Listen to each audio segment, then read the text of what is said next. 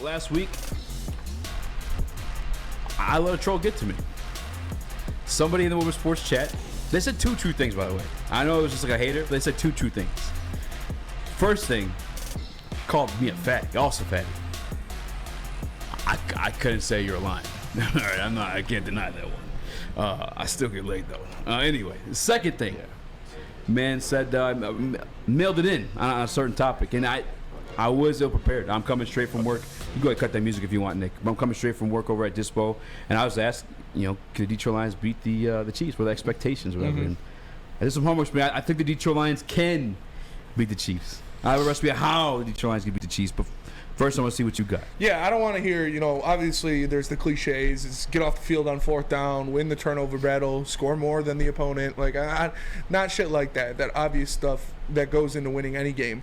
But specifically against the Chiefs, different things that can happen.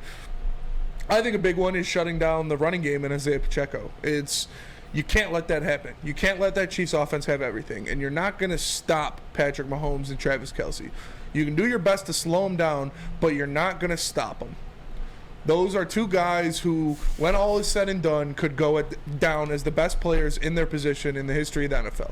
You're not going to stop those guys from doing what they do. But one thing you can stop is the Chiefs running game and Isaiah Pacheco.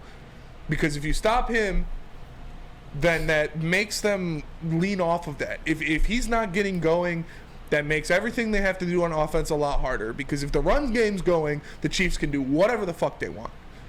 So you have to make sure you contain him. You have to make sure you keep him in the box. He's not busting out any big runs, and you shut that down.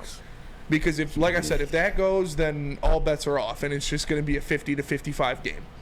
You need to slow down the run game. You need to slow down Isaiah Pacheco, and you can't let the other guys hurt you. Outside of Travis Kelce, we've talked about this. The wide receiving cast for the Chiefs is subpar, to say best. We don't even know if Kadarius Toney's going to play in this game, but he's their best receiver. You look at Sky Moore. We talked about Marquez Valdez-Scantling, the rookie Rashee Rice. I like Justin Watson. We'll see what those guys do, but you can't let any of them beat you. You have to lock up with those guys one-on-one and focus everything else on Travis Kelce. Because, like I said, you're not going to stop him. You're not going to stop Travis Kelce. You're not going to stop Patrick Mahomes from doing Mahomesian X. But what you can do is not get beat by Sky Moore. What you can do is not get beat by Marquez Valdez-Scantling. And what you can do is keep Isaiah Pacheco contained. So it sounds a lot easier than it is, because so many eyes are going to be looking at other places that some of those guys might slip through the cracks. But you can't let the other guys beat you. It has to be a Mahomes and Kelce show.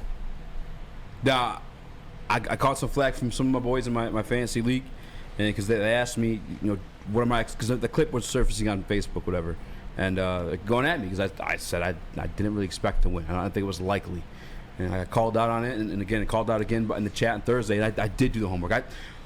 The Detroit Lions can beat the Chiefs, and I think it's actually more likely than previously on Ready to Die. Shout out Drake. Did that Fat D drop or no? Chris? No. Still waiting. All right. These are the reasons the Detroit Lions can beat the Chiefs. The real reasons. You guys know I'm not going to make Jared Goff MVP. I don't come with that bullshit. These are actual things that you could look forward to in this game come next week. First and foremost, the obvious fucking thing. No Chris Jones.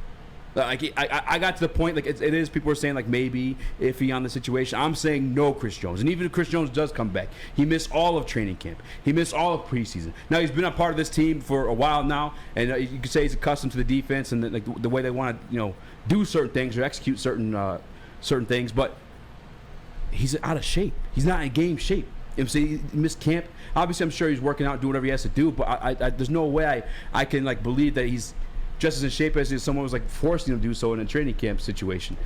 Even if he comes back in a week's notice, I think that's a positive for the Detroit Lions. Mm-hmm. Now, to spin that to the Detroit Lions side of the ball, offensively, I was looking at the Detroit Lions situation and some of the losses that Patrick Mahomes was taking, by the way.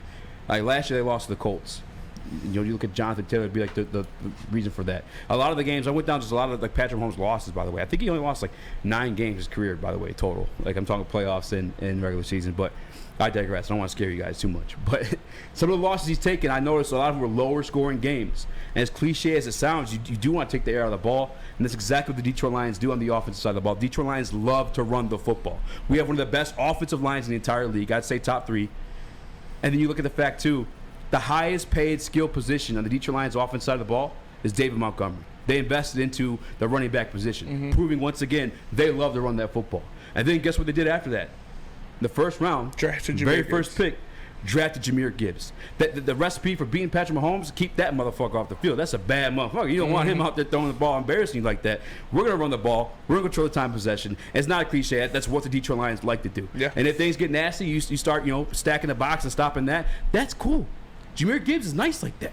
They're going to do a little audible. And you have a tight end that not only can block for you a little bit, but Sam Laporta can run the field as well. Get you some yak yards, and then you got Jahmyr Gibbs doing the same shit. That's a beautiful thing from the Detroit Lions offense. On top of that, let's go back to Detroit Lions defense.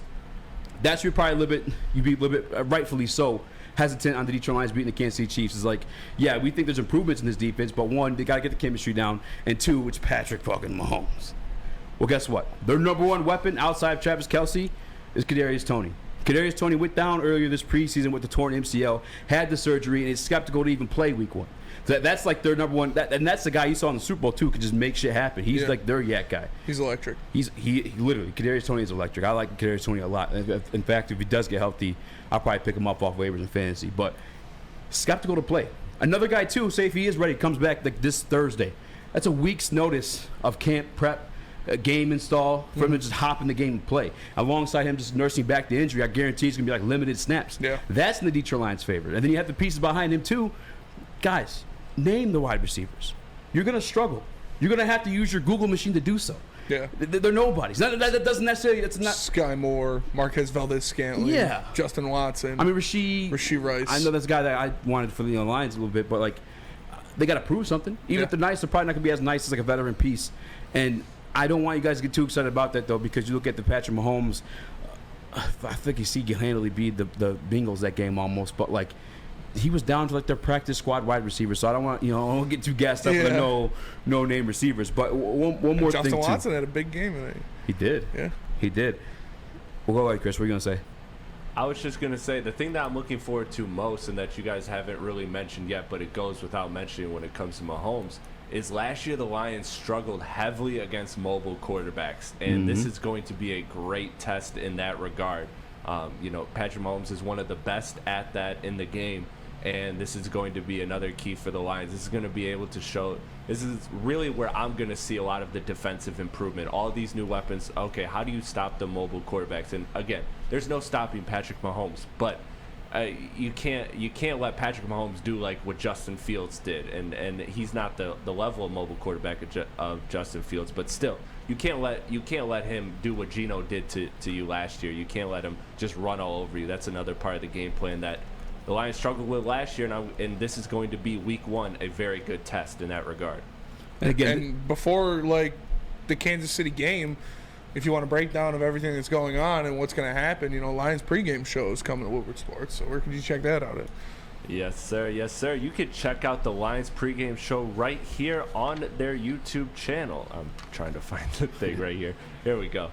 There we go. So the Lions pregame show is returning for another season of Lions football. Join Woodward host Jeff Iafredi with weekly special guests, and your boy will be in the TD booth for these games as well. Whether you're sipping the Kool-Aid or kicking off, screaming same old Lions, you will not want to miss this show. Premiere starting live this Thursday, September 2nd at 6 p.m. Eastern. Join us all season long for an action-packed pregame experience, the Woodward Sports Lions pregame show right here on the YouTube channel. Yeah, man, I'm feeling a lot more optimistic about the Detroit Lions against the Kansas City Chiefs as I was before, man. I honestly, I might put in a little wager.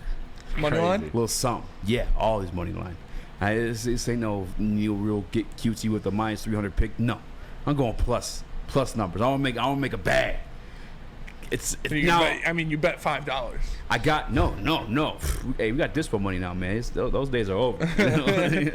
Shoot, we got long gone. Yeah, we got dispo money now. I'm betting $7. We put $7 on drug money.